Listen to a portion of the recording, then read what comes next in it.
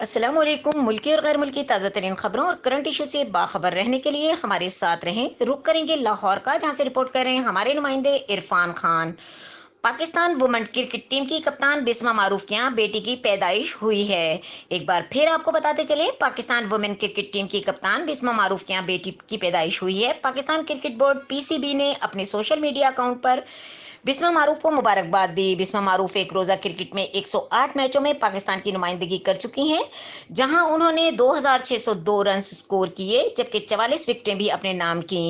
यहां दिलचस्प बात यह है कि बिस्मा ने इतने ही बैनुल अक़वामी T20 मैचेस में कौमी टीम की नुमाइंदगी की है, जहां उन्होंने 2224 रन स्कोर किए और 36 विकेटें भी ली। मजीद खबरों और अपडेट के लिए देखते रहें के न्यूज़ चैनल इंटरनेशनल।